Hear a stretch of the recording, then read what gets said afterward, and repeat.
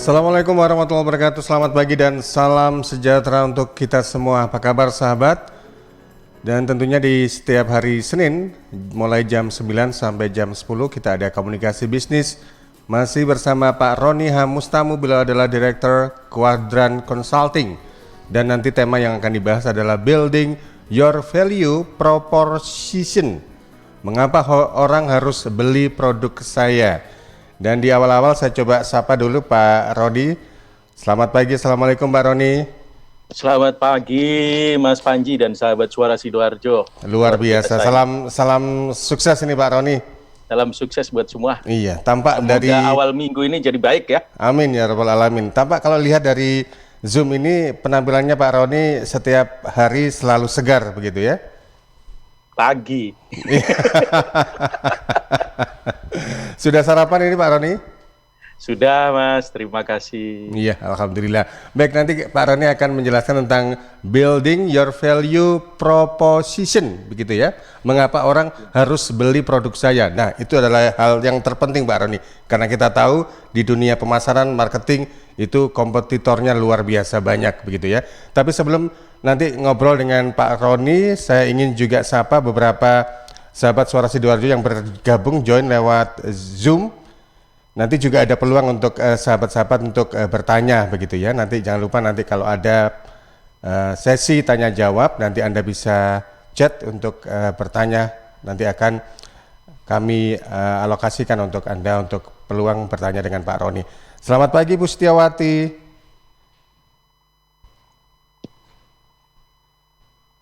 Iya, kemudian saya sapa juga untuk Pak Roni Setiono, selamat pagi. Lalu ada juga ada embel-embelnya PLN ini, Edison Sipahutar. Selamat pagi Pak Edison. Selamat pagi Bapak, ya, izin gabung. Kemudian Pak M. Aris, PLN Divisi PRD. Selamat pagi Pak Aris. Selamat pagi Pak. Selalu sehat ya Pak?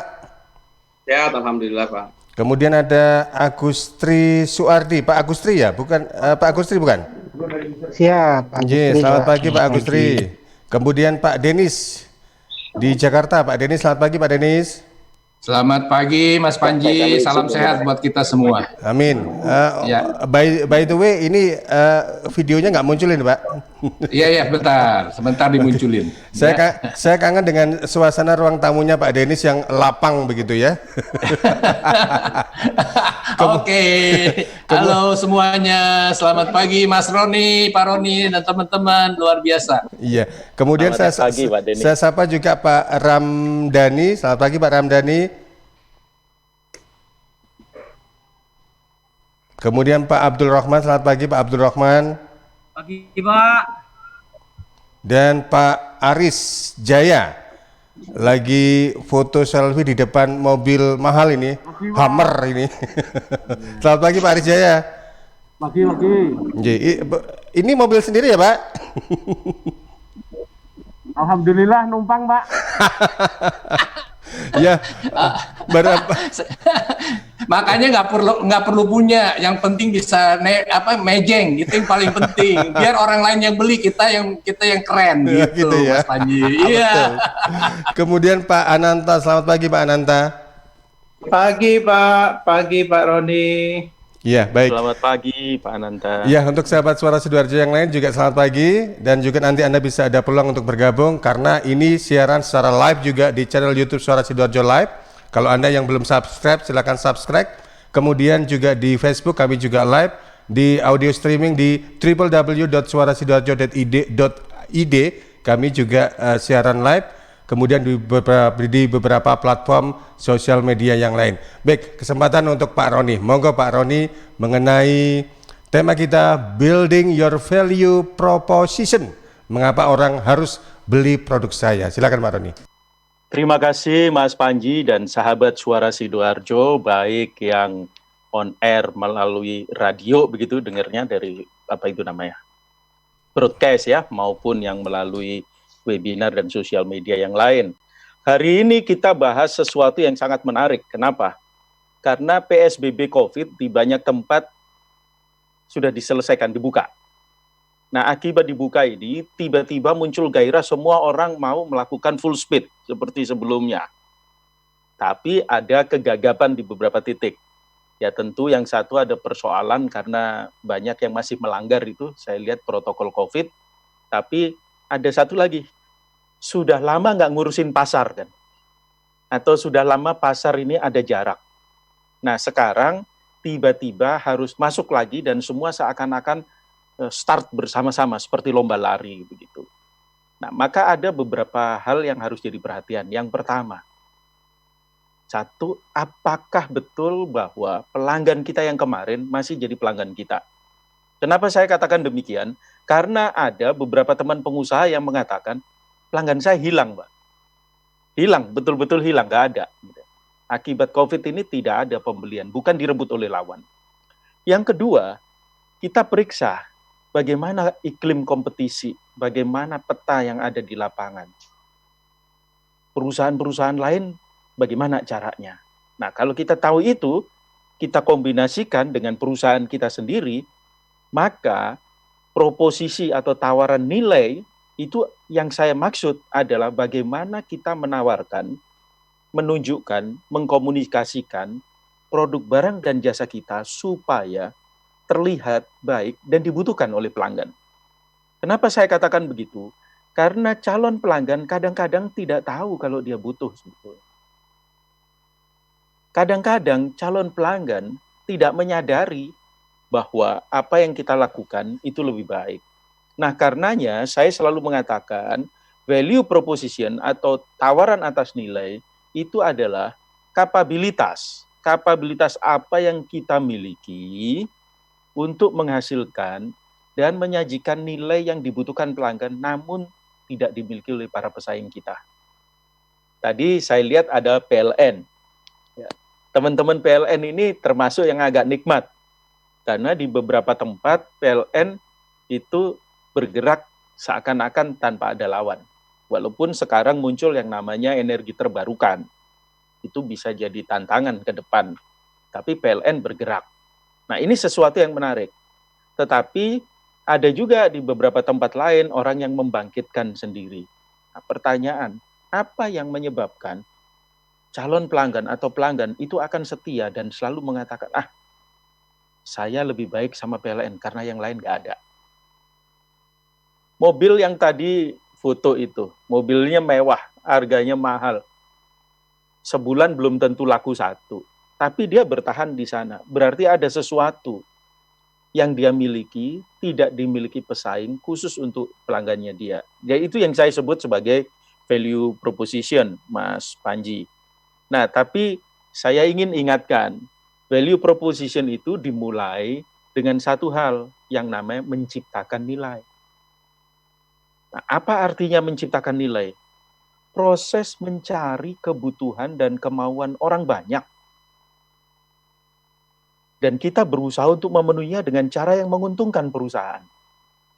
Karena itu syarat nomor 1 adalah kita harus tahu persis siapa yang jadi calon pelanggan kita. Apa kebutuhannya, apa keinginannya, gaya hidupnya seperti apa, kebiasaan-kebiasaan seperti apa. Kalau bisa kita gali. Teman-teman yang tadi saya sebut lagi PLN, teman-teman PLN tadi pasti paham betul tentang perilaku pengguna. Jam berapa harus disediakan listrik yang banyak, dan jam berapa tenang-tenang aja, nggak akan mencapai peak dan sebagainya. Nah, ini sesuatu yang sangat menarik. Itu harus kita pahami. Kalau kita tidak memahami, maka nanti salah. Sama seperti jualan es batu di musim hujan, itu tidak mudah. Kalau jualan es batu ya di tempat yang kira-kira orang akan merasa haus. Demikian juga dengan kebutuhan-kebutuhan yang lain. Nah, mengetahui pelanggan, karakter pelanggan, itu sangat penting. Nah, tentu kemudian kita petakan yang lain-lain nyediainnya seperti apa. Contoh lain yang bisa saya angkat adalah televisi. Sekarang ini kanal TV luar biasa banyaknya. Bapak, Ibu, dan keluarga itu bisa loh mengalami yang namanya kelumpuhan memilih. Bahasa kerennya paralysis of choice. Kenapa? Karena terlalu banyak pilihan, akhirnya tidak memilih. Silahkan ditanya di antara teman-teman, berapa yang berlangganan televisi kabel, terus berapa yang sebetulnya sungguh-sungguh menonton itu. Nah, itu yang namanya kelumpuhan memilih. Orang sangat kepingin ketika dia tidak punya, tetapi ketika semua disediakan begitu banyak, tiba-tiba dia lumpuh. Nah, di dalam bisnis ini sangat berbahaya, karena kerupuk itu mereknya macam-macam. Pecel ada di mana-mana. Yang paling berbahaya adalah ketika produk kita dianggap generik, Mas Panji. Itu kira-kira untuk mengantar. Baik, luar biasa. Ini statement awal yang tentunya juga memancing banyak pertanyaan nanti dari sahabat-sahabat yang lain. Anda bisa manfaatkan peluang, kesempatan untuk langsung berinteraksi dengan Pak Roni Hamustamu. Kalau Anda ingin join via Zoom, masih ada kesempatan ya untuk meeting ID, include sama password ID-nya juga bisa Anda lihat di sosial media kami di Facebook LPPL Suara Sidoarjo. Baik sahabat-sahabat, kita rehat dulu dengan beberapa pesan berikut ini. Sahabat, di era industri 4.0, kualitas SDM dituntut untuk mempunyai kompetensi, kreatif, dan berkolaborasi. Untuk itu, Kadin Sidoarjo sebagai wadah pelaku industri, pengusaha, dan juga UMKM berkomitmen menggelar program solusi bisnis UMKM dan sekolah potensi diri bagi pelaku bisnis. Juga membuka sekolah potensi diri untuk kalangan milenial 18 ke atas. Keuntungan peserta potensi diri diantaranya tes potensi diri, manajemen produksi, keuangan, serta marketing bagi pelaku UMKM. Anda, kaum muda milenial atau pelaku bisnis UMKM, daftarkan diri Anda ke Kadin Sidoarjo. Telepon 031 896 1110, 031 896 1110, atau email kadinkapsda@gmail.com dan @kadinsidoarjo, Jalan Wijaya Kusuma, nomor 6, Sekardangan, Sidoarjo. Dr. Andes Haji Ahmad Roid MMAK, Ketua Kadin Sidoarjo, mendukung penuh program ini. Program Solusi Bisnis UMKM dan Sekolah Potensi Diri dipersembahkan Kamar Dagang dan Industri Kabupaten Sidoarjo. Sahabat, kalau Anda punya masalah dengan mata minus, plus, mata berlemak, masalah sinus dan telinga, ada produk dari Cahaya Permata Malindo. Produk Cahaya Permata Malindo diformulasikan oleh 2 orang tabib dari Malaysia dan Indonesia, sudah mendapatkan izin resmi dari Kementerian Kesehatan RI dan bersertifikat halal. Cahaya Permata Malindo juga menawarkan perawatan gratis dan cek sinusitis gratis. Cahaya Permata Malindo ada di Perumahan Larangan Mega Asri, Jalan Werkudara 1 Blok D nomor 59 Sidoarjo. Telepon 0877 3199 3999, 0877 3199 3999. Sayangilah mata Anda dengan Cahaya Permata. Tisu, masker, hand sanitizer, apalagi ya? Situ mau kerja atau mau camping sih? Kayak mau naik gunung aja. Hello, selama ini kemana aja? Ini yang perlu disiapin buat adaptasi kebiasaan baru alias new normal. Sekarang ini kita kudu dan harus terbiasa dengan kebiasaan hidup sehat, bersih, sesuai protokol kesehatan. Saat ini kita dalam perubahan pola hidup dalam situasi pandemi COVID-19.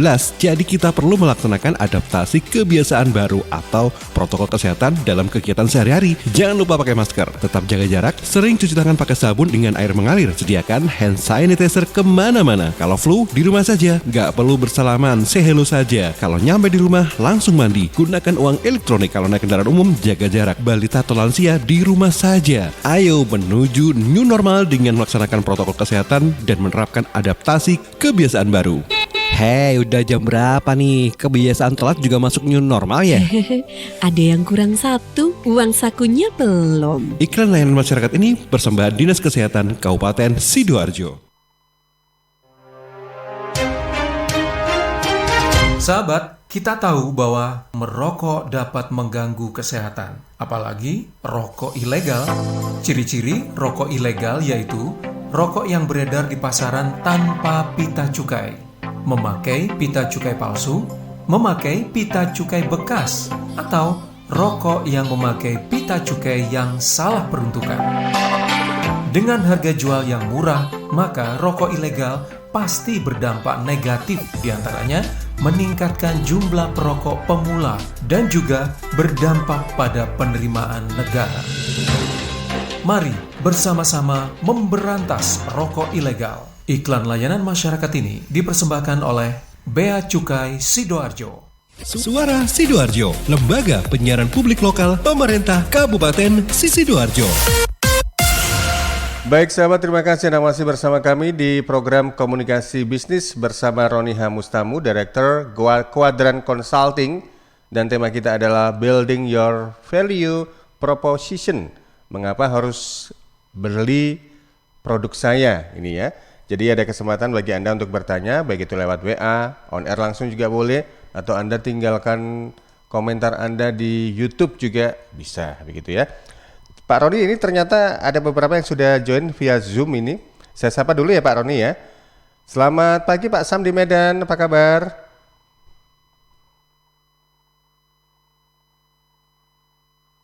Kemudian selamat pagi untuk Ibu Noviana Suprayitno. Apa kabar Bu? Baik, alhamdulillah. Ya, terima kasih Bu. Di posisi di mana Bu? Saya di Surabaya. Oh, di Surabaya. Kebetulan diundang Pak Roni lewat grup, jadi saya langsung ke sini. Oke. Kebetulan saya juniornya beliau. Gitu, baik. Pak Susanto juga selamat pagi, terima kasih sudah join lewat Zoom. Pak Ananta tadi sudah saya sapa ya. Pak Ananta selamat pagi juga. Baik, untuk sahabat baik, untuk sahabat-sahabat yang ingin bertanya, boleh Anda bisa sampaikan lewat chatnya ya, atau juga langsung tap to speak lewat Zoom juga boleh. Atau mungkin Pak Roni mungkin bisa memilih siapa di antara mereka yang mau bertanya. Sebentar, saya cek dulu.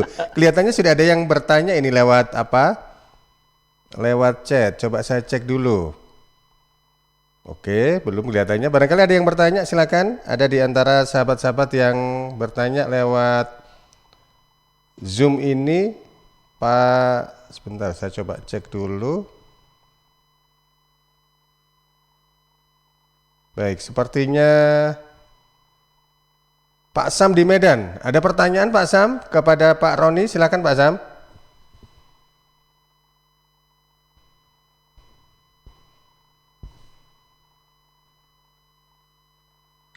Mas Panji. Pak Roni. Ya, Mas Panji.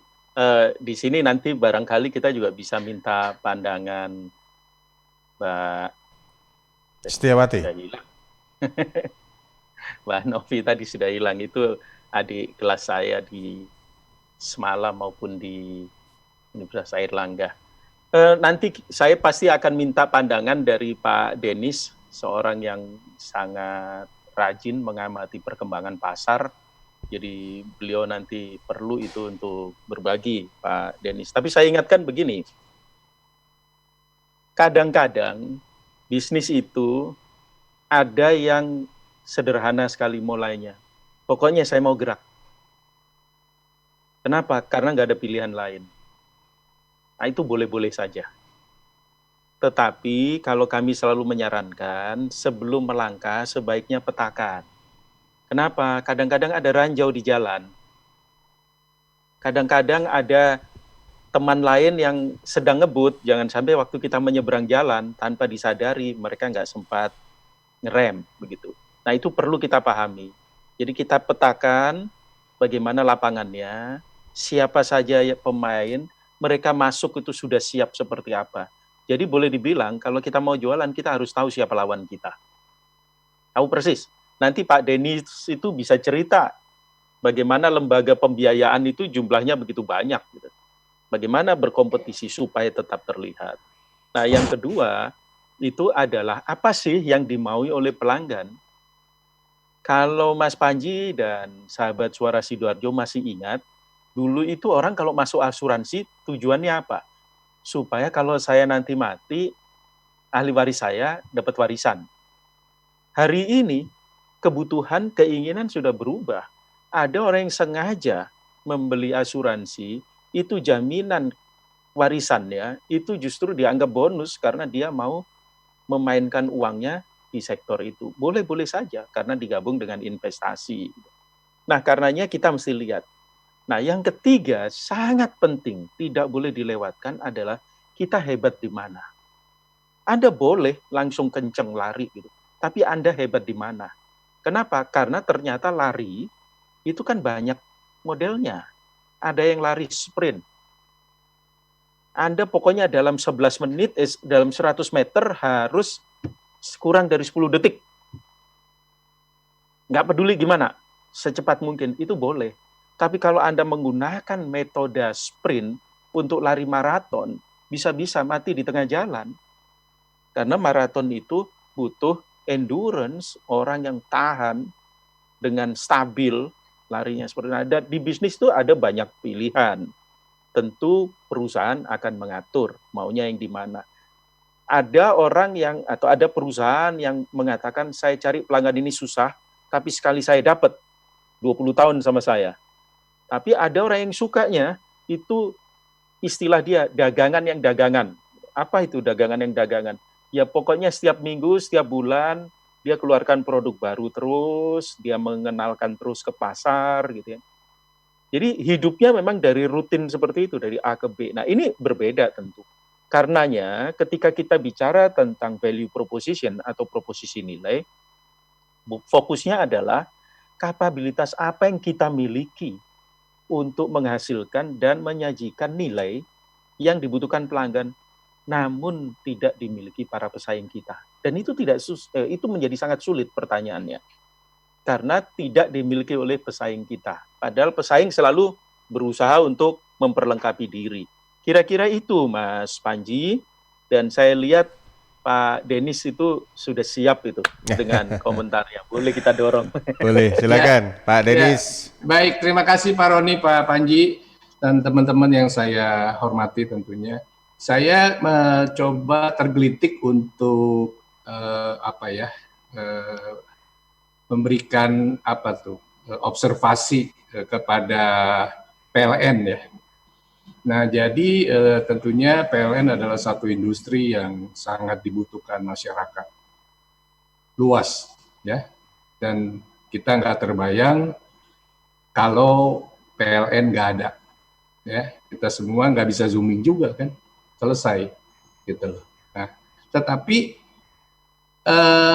pertanyaannya yang menggelitik adalah tentu ini mesti analisa yang cukup dalam. Saya memberikan pertanyaan ini bukan berarti ingin membuat PLN menjadi jatuh atau apa, bukan, tetapi artinya banyak sekali kesulitan ternyata yang dihadapi oleh PLN. Kalau nggak salah terakhir saya baca di di medsos itu masih juga merugi ya, kalau saya nggak salah membacanya. Nah, saya jadi teringat pada waktu di Filipina. Di Filipina itu sejak berapa ya? Tahun berapa saya di sana? 20 tahun lebih ya. Hampir 25 tahun, 26 tahun yang lalu. Di sana PLN itu listrik itu sudah swasta. Nah, apa maksudnya sudah swasta? Tentunya menjadi persaingan yang ketat gitu. Misalkan saya nggak happy dengan pemasok listrik A, ya saya bisa pindah ke B dan seterusnya. Nah, ini yang membuat barangkali pelayanan menjadi lebih baik, ya, harga lebih kompetitif dan lain sebagainya. Nah, jadi saya pikir itu yang mungkin ke depannya saya nggak tahu, keputusan negara tentunya seperti itu, saya nggak bisa ikut campur, ya. Tetapi menjadi satu hal yang tidak bisa terelakkan barangkali satu hari ada listrik swasta. Ya, jadi kembali lagi itu yang mungkin dipersiapkan oleh generasi ke depan. Generasi saya mungkin sudah terlambat ya untuk menikmati ini, tetapi generasi ke depan barangkali ini memerlukan. Itu yang pertama. Yang kedua adalah memang tadi Pak Roni jelas katakan ada bisnis-bisnis yang sangat sederhana, dimulainya dengan sederhana, tapi juga memang ada bisnis-bisnis yang sangat complicated. Ya, jadi perlu modal besar, perlu teknologi yang luar biasa. Jadi itu tinggal dipilih yang mana yang kita ingin geluti supaya memang sesuai harapan yang ada. Saya percaya satu hal, bisnis itu adalah keseriusan. Itu saja dari saya sementara. Terima kasih. Oke, terima kasih Pak Denis. Ini yang perlu digarisbawahi. Bisnis itu adalah keseriusan. Jadi bukan coba-coba. Apalagi sekedar sampingan begitu ya. Baik, sebelum ke sahabat-sahabat yang lain yang ada di Zoom, sebentar, ini saya kelihatannya ada pertanyaan lewat WA ini Pak Roni. Saya cek dulu ke redaksi ya Pak Roni ya. Ya, Karin. Iya, ini ada satu pertanyaan yang masuk di WhatsApp redaksi dari Mbak Winda di Gedangan. Jadi, selamat pagi Pak, saya ingin bertanya. Saya ini kan ingin membeli produk online ya. Tapi di dalam produk-produk online ini kan biasanya sehabis orang-orang beli itu memberikan penilaian bintang 1 hingga bintang 5. Nah, misalnya saya ini terkadang sudah ingin membeli produk tersebut, tapi ketika kita ingin melihat penilaiannya itu ada beberapa orang yang menilai bintang 1.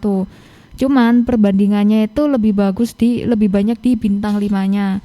Tapi kan namanya manusia juga pasti ada keraguannya seperti itu Pak, atau bintang 1-nya itu termasuk mereka yang menilai bintang 1 itu kurang hoki atau seperti apa, kan saya tidak tahu. Menurut Pak Roni untuk hal itu seperti apa Pak?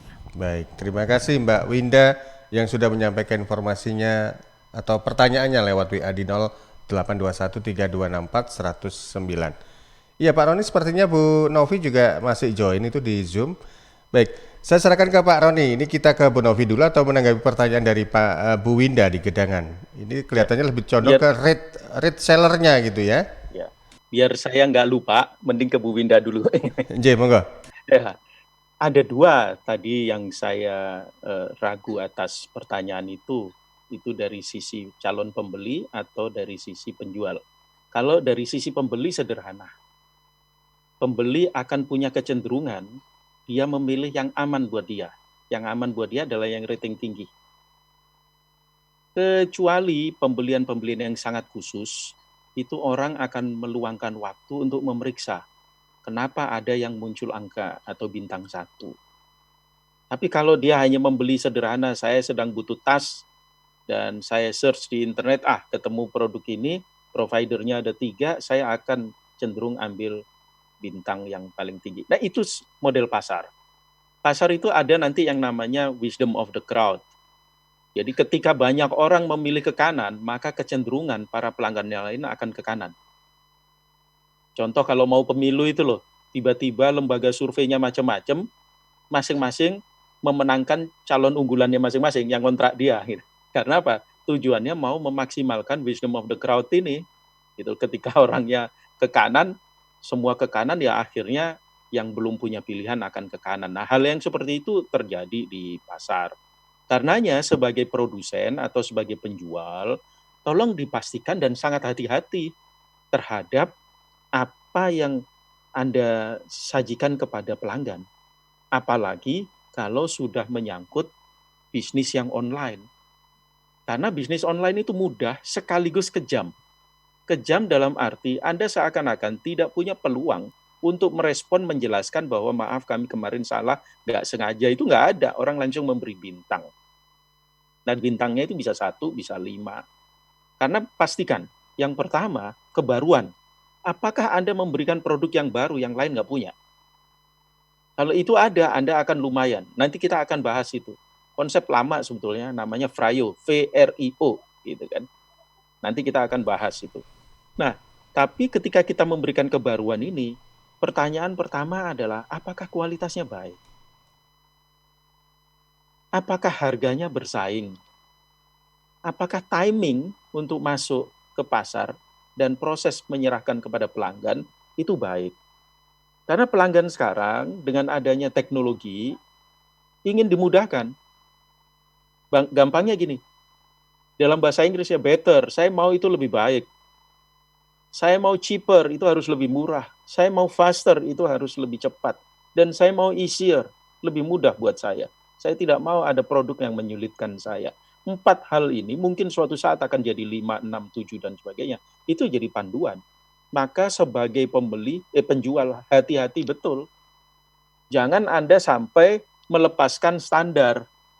Karena kalau standar keluar sedikit, orang telanjur memberi bintang 1, itu ada risiko buat bisnis secara terus-menerus, keberlanjutannya. Itu kira-kira Bu Winda yang bisa saya sampaikan. Kalau pertanyaan apa yang harus dilakukan, segera perbaiki dan tidak marah. Kenapa tidak marah? Karena respon dari pelanggan itu meringankan perusahaan karena perusahaan tidak perlu melakukan research and development. Nggak usah survei itu mahal. Jadi ketika ada yang beri masukan langsung dicatat, lakukan perbaikan internal. Nggak usah nunggu lama-lama. Kira-kira itu, sehingga nanti gampangnya gini, saya tahu muka saya jelek, tetapi saya komitmen rambut saya potong rapi, baju saya setrika rapi, sehingga semua orang akan melihat, oh Roni itu orangnya rapi ya. Mereka lupa kalau muka saya jelek. Jadi jangan membuat mereka itu fokus pada muka saya yang jelek.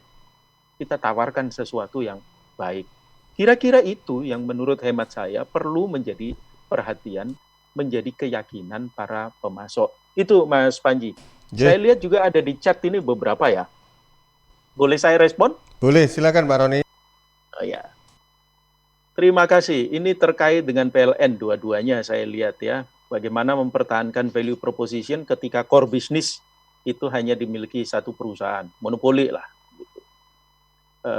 Dan bagaimana dapat mengengage pelanggan PLN. Oh itu nanti yang kedua. Jadi yang pertama dulu. Yang pertama mempertahankan value proposition. Begini, manusia itu punya kecenderungan membiasa, Bapak Ibu sekalian. Tolong diingat teman-teman di PLN, hari pertama Anda masuk kerja ketika diterima. Selamat Anda bekerja di PLN. Terus hari pertama Anda masuk kerja. Atau seminggu pertama masuk kerja. Apa yang ada di dalam diri Anda? Api seperti apa yang muncul di dalam hati Anda? Tolong dibandingkan dengan hari ini. Setelah 5 tahun, 10 tahun, 15 tahun, mungkin ada yang 20 tahun atau lebih. Apakah api itu masih sama membaranya? Kalau tidak sama, maka muncul pertanyaan, ada apa? Pelanggan juga begitu. Hari pertama kita punya pelanggan, kita layani. Luar biasa hebatnya. Tapi manusia itu cenderung membiasa. Lama-lama kita anggap, itu biasa-biasa saja. Dan yang paling berbahaya adalah, di dalam berpikir sistem, itu ada yang namanya fix that fail. Kita menduga bahwa masalah yang dihadapi itu sama dengan yang dulu. Sehingga kita punya kecenderungan menggunakan solusi yang sama. Padahal masalah itu mungkin kelihatannya sama, tapi konteksnya bisa berbeda. Contoh, dulu pelanggan PLN itu no other choice. Saya nggak sama PLN ya sudah. Nggak punya listrik saya. Hari ini, dia punya dua pilihan. Pilihan yang pertama, dia misalnya pindah. Oke, saya pasang panel surya, solar panel. Nggak pakai PLN. Atau yang kedua, saya hang in, saya tetap jadi pelanggan PLN, tapi saya tunggu tanggal mainnya. One day saya lakukan pembalasan dengan langsung pindah kalau ada provider baru. Atau ada yang namanya negative word of mouth. Ngomongin terus yang jelek, semua orang tahu kecuali satu, PLN. Nah itu kan bahaya. Nah karenanya Bapak Ibu, bagi setiap perusahaan yang monopoli, tantangan terbesar justru adalah keberanian untuk selalu rutin mengevaluasi dirinya. Apakah saya sudah lebih baik dibanding kemarin? Ada satu teman saya, memang ini di luar negeri ya, suatu saat mengeluh. Dia bilang begini, Roni, policy perusahaan saya sekarang keren, tapi saya stres. Saya tanya, kenapa? Kami ini punya key performance indicator dan macam-macam, suatu saat akan ada muncul satu agregat nilai. Skor saya berapa? Nah, skor kinerja dalam 1 tahun itu disyaratkan mulai sekarang ini harus naik minimal 10%. Teman-teman saya di negara yang lain, mereka ada yang 70, 75, no problem. Karena 70 naik 10% itu jadi 77. Saya ini sudah 90. Menaikkan 1% aja beratnya setengah mati. Kalau saya mau naikkan 10%, itu saya nggak tahu harus bagaimana membalik bisnis ini. Dan itu tantangan besar buat saya. Nah, ini Bapak Ibu, ketika kita monopoli atau ketika kita tidak monopoli tapi market leader, itu menjadi sangat berat. Karena apa? Tantangannya adalah pada diri sendiri. Saran saya, segera periksa tim orang-orangnya, segera periksa organisasi. Kebetulan dulu saya belajar organization development juga. Selain belajar tentang strategic management, saya perkuat dengan organization development. Jadi fokus kita lihat ke sana. Kenapa? Karena kalau organisasinya sendiri tidak siap untuk bertanding, maka akan rontok. Tidak bisa. Kita itu keunggulan jangka panjang, apalagi selalu melakukan lompatan. Kira-kira itu, mempertahankannya harus selalu memeriksa diri. Tapi rumusnya sederhana. Apakah ada pergeseran kebutuhan dan keinginan pelanggan? Apakah ada pergeseran karakter pelanggan? Sekarang ada generasi milenial masuk, mereka mungkin kos, atau mereka mungkin tinggal di apartemen, mungkin mereka pakai token, begitu. Nah, kita periksa pelanggan. Karena nggak ada kompetitor, ya berarti kita periksa internal kita. Kalau kita bisa melakukan itu, akan menjadi sangat baik. Pelanggan PLN pada prinsipnya sejauh saya tahu, itu tidak ada yang berisik, kecuali listrik mati tanpa pemberitahuan. Dan kalau ditelepon, nggak jelas, operatornya itu tidak bisa memberikan kepastian, misalnya 1 jam lagi, atau 2 jam lagi. Gitu. Kalau dia bilang, kami sedang usahakan, berapa lama belum tahu, itu pelanggan tertentu bisa suntuk. Kenapa? Karena ini menyangkut proses bisnisnya dia. Kalau rumah tanggaan mungkin ya, bisa memaafkan. Nah, kalau proses bisnis ini berisiko. Kira-kira itu Pak Aris dan Pak Agus Suwardi. Pak Agus Suwardi ini pertanyaannya adalah apa yang dapat mengengage pelanggannya. Jadi begini, engagement kepada pelanggan itu bisa banyak cara. Gitu. Tapi semua itu kalau menurut saya dimulai dengan memetakan, memeriksa bagaimana pelanggannya. Saya selalu pakai fenomena gunung es istilahnya. Jadi kita perhatikan apa yang muncul di permukaan, polanya seperti apa, struktur apa yang membentuk itu, dan mindset apa di baliknya dia. Contoh, pabrik-pabrik besar. Kenapa harus jadi pelanggan PLN? Kenapa mereka tidak menggunakan generator sendiri? Kabar yang saya dengar memang lebih murah pakai PLN.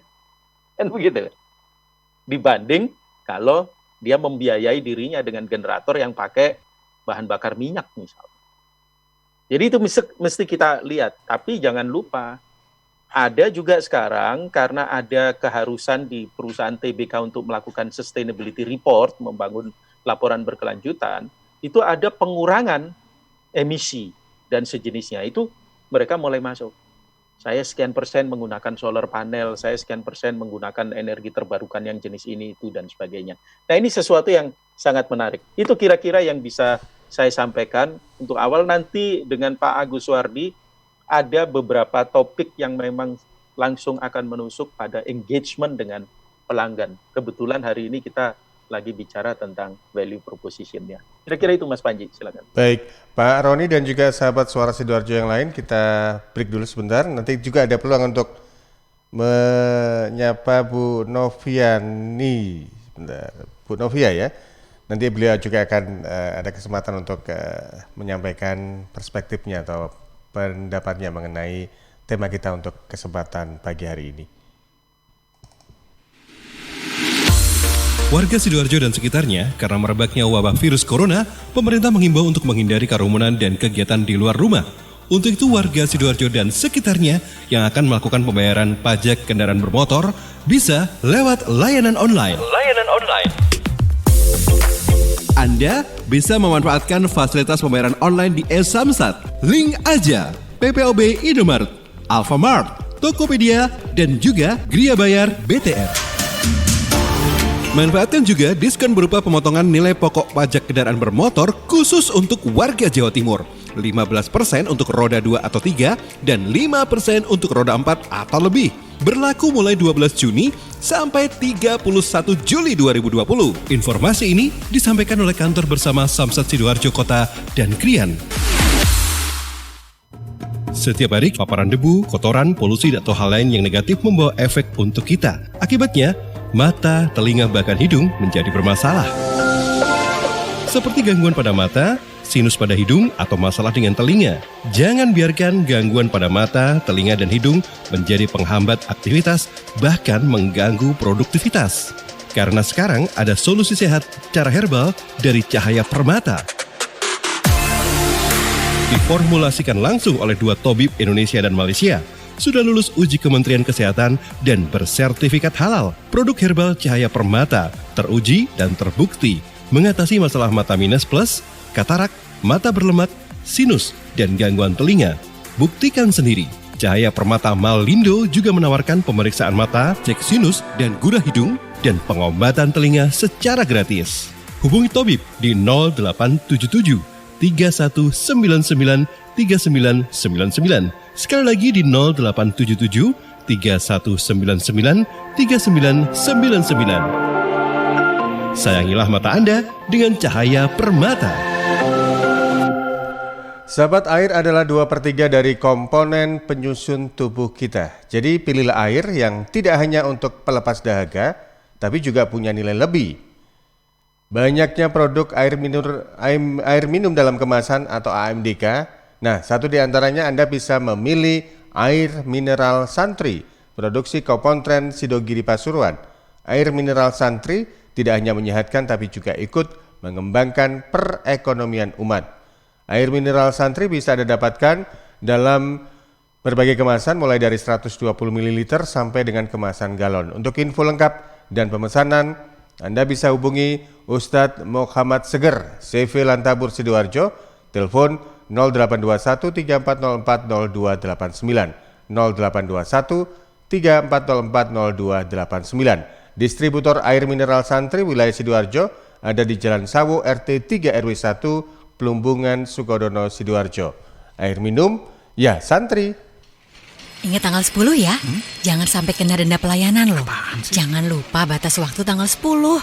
Ingat ya tanggal. Apaan sih dari tadi tanggal 10 terus? Itu batas waktu bayar iuran JKN KIS, tanggal 10 setiap bulannya. Waduh, sekarang tanggal berapa ya? Kayaknya belum bayar iuran JKN KIS nih. Tuh kan, udah diingetin aja masih lupa. Supaya nggak lupa, manfaatin kemudahan pembayaran iuran JKN KIS melalui program auto debit. Program auto debit? Iya, program auto debit dapat dilakukan melalui berbagai alternatif cara, yaitu melalui aplikasi mobile JKN, Bank Mandiri, BNI, BRI, BCA, Tokopedia, atau ketik bintang 141 bintang 999 pagar. Wah, kalau gitu aku daftar auto debit iuran JKN KIS dulu ya. Ayo bayar iuran JKN KIS sebelum tanggal 10 setiap bulannya, supaya tetap aktif dan tidak kena denda pelayanan kalau dirawat. JKN KIS, bayar, aktif, selamat. Dengan gotong royong, semua tertolong. Suara Sidoarjo, lembaga penyiaran publik lokal pemerintah Kabupaten Sidoarjo. Terima kasih Anda masih bersama kami di Komunikasi Bisnis bersama Roni Hamustamu, Direktur Quadrant Consulting dengan tema kita Building Your Value Proposition. Mengapa orang harus beli produk saya? Kalau melihat dari Zoom, ini sudah ada 20 partisipan, ya, luar biasa. Mohon maaf tadi belum sempat saya sapa satu persatu karena banyaknya. Kalau begitu saya coba menuju ke Bu Noviana Suprayitno. Bu Noviana. Selamat pagi. Selamat pagi. Ini iya. Salam sehat Surabaya Sidoarjo. Sidoarjo, Surabaya Sidoarjo. Kalau Surabaya Sidoarjo PP berarti Bu ya. Tergantung naik apa, naik angkot atau naik MPU gitu. Baik, terkait dengan mengapa orang juga harus beli produk saya, karena kita tahu Bu Noviana, memang banyak apalagi sekarang ini pemain untuk pemasaran atau marketing, jualan itu kan luar biasa, beragam dan yang endingnya kan kita pingin usaha kita atau produk kita ini banyak dilirik orang gitu ya. Kira-kira kalau dari perspektif dari Bu Noviana, ada tips atau kiat-kiat apa sih yang harus kita lakukan begitu, Bu Noviana? Ya, begini, kemarin saya memang sempat diajak ngobrol nih, terutama teman-teman milenials yang di tengah pandemi ini terpaksa dia harus di rumah, sehingga mau nggak mau dia harus punya sesuatu yang harus dikerjakan. Nah, sempat mereka bertanya, bagaimana kita millennials ini memulai startupnya atau memulai bisnisnya, tapi juga punya value proposition gitu. Nah, ini mungkin Pak Roni bisa menjawab ini ya. Jadi sekalian saya menyampaikan, walaupun sebetulnya kemarin sudah didiskusikan, teman mungkin kalau di sini ada teman-teman milenial akan jauh lebih baik kalau ini juga tersampaikan supaya mereka juga punya kegiatan yang memulai bisnisnya dengan tanpa ragu-ragu, apalagi di tengah pandemi yang seperti ini. Mungkin itu yang mau saya tanyakan ke Pak. Ya, baik. Bu Noviana. Terima kasih waktunya Bu Noviana. Ya, Pak Roni. Ya. Ya. Terima kasih Mas Panji. Boleh saya share 3 slide ya? Boleh. Silakan Pak Roni. Nah, ini cocok dengan ini kebetulan. Cocok temanya betul sama kita. Jadi begini, Bapak Ibu sekalian, kalau kita bicara tentang value proposition dengan fokus pada customer value proposition, seperti tadi Pak siapa tadi dari PLN tadi mengajukan pertanyaan juga untuk engage pelanggan begitu ya. Customer value proposition itu kalau kita ngomong nilai atau value itu rumusnya sederhana. Atribut produk, barang atau jasa ditambah citra, ditambah hubungan kita dengan dia, relationship. Nah, kalau ditanya atribut barang atau jasa itu apa? Kegunaannya, kualitasnya, harganya, dan waktu. Waktu itu sebetulnya bukan soal cepet-cepetan, tapi soal ketepatan waktu. Kita ini 2 musim. Musim hujan sama musim kering, kemarau, itu nggak seberapa. Bayangkan kalau di negara-negara yang 4 musim. Anda mengirimkan barang untuk kepentingan musim panas, nyampainya di akhir musim panas, yang nggak laku. Gitu. Ya, jadi itu soal timing, ketepatan waktu. Seperti sekarang, apa-apa yang terkait dengan COVID, laku keras. Atau di awal-awal COVID dulu, vitamin apapun, harganya berapapun, dicari sampai hilang di pasaran. Itu contoh ya. Nah, ini adalah value, nilai. Nilai itu di hadapan pelanggan. Artinya apa yang dia anggap penting, dia akan anggap itu sebagai kebutuhan, dan dia rela mengeluarkan uangnya. Karenanya, orang yang biasa beli pecel pincuk, mohon maaf, itu mungkin tidak bisa memahami kenapa orang harus mengeluarkan uang 1,5 miliar hanya untuk membeli 1 tas kulit. Itu contoh ini. Karena beda. Nah, ketika kita value proposition, itu pilihannya ada 3. Yang pertama adalah fokus pada produk. Artinya, produk saya, itu saya dorong sebagian rupa menjadi produk yang terbaik, best product. Kalau saya mau produk terbaik, maka semua itu disyaratkan ada yang tadi saya sebut dalam rumus, tetapi saya bisa fokus cukup di beberapa hal, yaitu apa? Ketepatan waktu sama kegunaan. Produk dan jasa yang unik, inovasi yang belum pernah ada sebelumnya. Dibeli. Nanti setelah 3 bulan, 6 bulan, 1 tahun, orang menyadari, ternyata ada masuk di pasaran, dia dibeli. Masih ingat ketika awal-awal COVID, face shield itu, sampulnya makalah, Mika yang itu pun dikasih tali, karet, terus dipakai, nggak apa-apa. Hari ini orang beli pun modelnya macam-macam. Ada yang seperti topeng, ada yang macam-macam lah, begitu. Nah, karenanya itu kita mesti tahu time to market, kegunaan, sama brand apa yang mau kita kembangin. Yang lain itu standar, asal kita tidak jelek, orang happy. Yang kedua adalah kita fokus pada customer intimacy. Tadi Pak Denis itu, beliau adalah Sekjen Asosiasi Financial Services Asia. Jadi perusahaan-perusahaan perkreditan, perbankan itu masuk di dalam anggota organisasi beliau. Nah, organisasi jasa atau perusahaan jasa, pasti kekuatan terbesar pada service dan relationship. Harus mengenal betul masing-masing pelanggan. Siapa dia? Mas Panji ini kalau menyapa orang luar biasa. Bahkan ingat suasana ruangannya Pak Denis minggu lalu seperti apa, begitu kan. Nah, karena apa? Karena keistimewaan radio itu adalah masuk ke jantung hati pendengarnya secara langsung. Dan untuk itu dia harus mengenal. Relationship-nya harus kuat, servisnya. Jadi layanan personal untuk memberikan yang terbaik bagi pelanggan demi membangun relasi jangka panjang. Trusted brand. Jadi brand ini harus bisa dipercaya. Makanya tadi ada pertanyaan tentang skor, bintang-bintang. Anda bintang 1 nggak dipercaya. Bintang 5 dipercaya. Nah, pilihan yang ketiga adalah operational excellence. Kualitas terbaik dan fokus pada jenis produk, barang, atau jasa utama dengan harga yang tidak tertandingi, dalam arti semurah mungkin. Saya tidak suka menggunakan istilah murah. Saya lebih suka menggunakan harga yang sesuai, harga yang rasional. Gitu. Karena murah tidak selalu artinya baik. Gitu. Nah, ini Bapak Ibu, ada orang yang membelinya ini.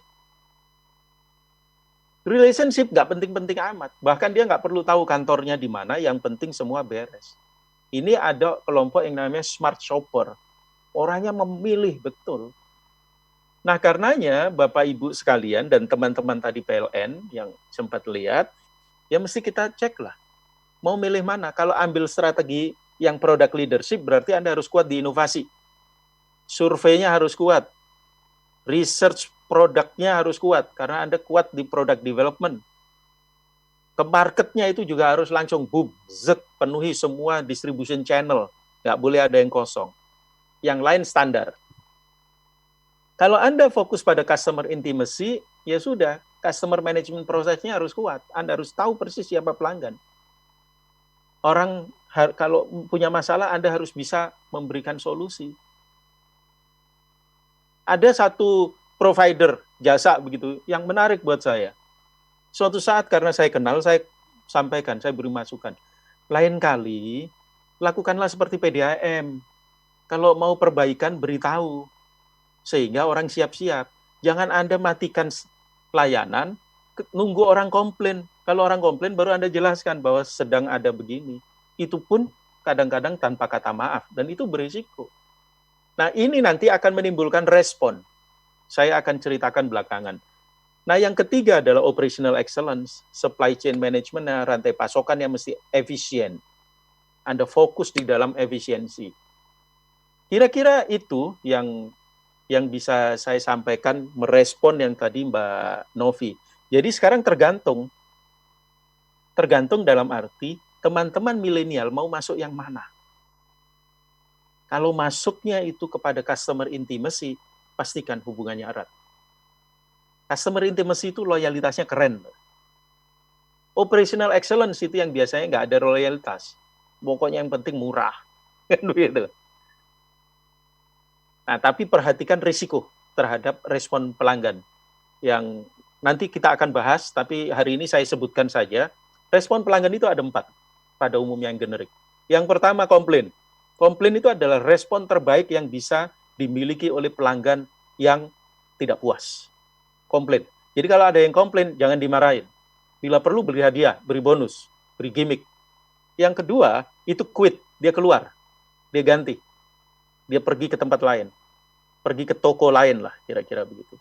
Yang ketiga, negative words of mouth.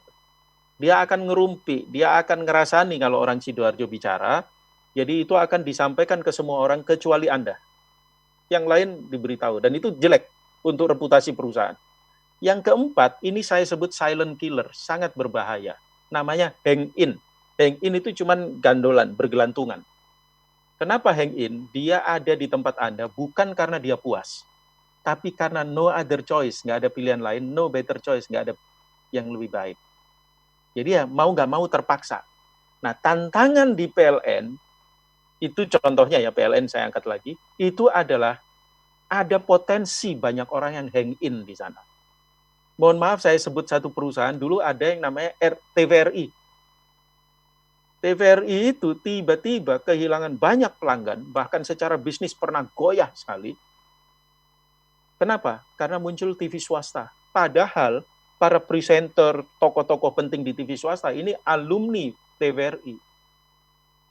Apa sebabnya kok nggak bisa langsung lompat? Karena hang in tadi. Nah, itu bahaya, Bapak Ibu sekalian. Karena kalau di swasta, begitu dia pindah, bisa mati kita. Itu kira-kira Mas Panji, sambil merespon, saya tadi senang di sini ada teman saya, harus saya sapa, namanya Ibu Susana Chandra. Itu dari Bali. Iya. Oh, dari Bali. Nah, itu dari Bali, beliau pemilik beberapa belas lah setahu saya, BPR, Bank Perkreditan Rakyat. Itu mestinya bagus kalau sharing tadi. Siap, baik. Ya, Terima kasih Mas Panji. Baik, terima kasih juga untuk sahabat-sahabat yang sudah bergabung lewat Zoom dan juga sahabat-sahabat yang memantau siaran kami lewat aplikasi atau lewat platform sosial media Suara Sidoarjo.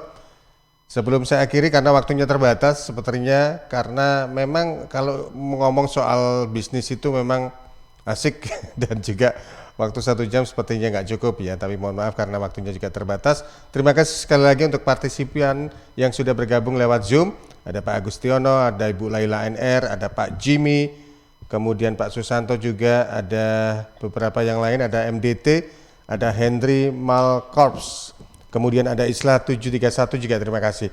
Pak Roni, terima kasih untuk waktunya. Ini next episode kita akan bersua kembali nih Pak Roni. Selamat pagi, selamat beraktivitas Pak Roni. Iya. Terima kasih, salam buat semua. Sukses selalu, salam sehat, jaga protokol ya. Baik, terima kasih. Selamat beraktivitas kembali untuk Anda Pak Roni. Baik, sahabat, demikian Anda sudah mengikuti komunikasi bisnis bersama Roni H. Mustamu. Di tema kita untuk pagi hari ini adalah Building Your Value Proposition. Mengapa orang harus beli produk saya? Saya Panji, akhiri tugas, nanti akan saya jumpai Anda kembali di program Jatim News Today untuk jam 11:05. Selamat beraktivitas dan tetap ikuti protokol kesehatan yang ada. Permisi.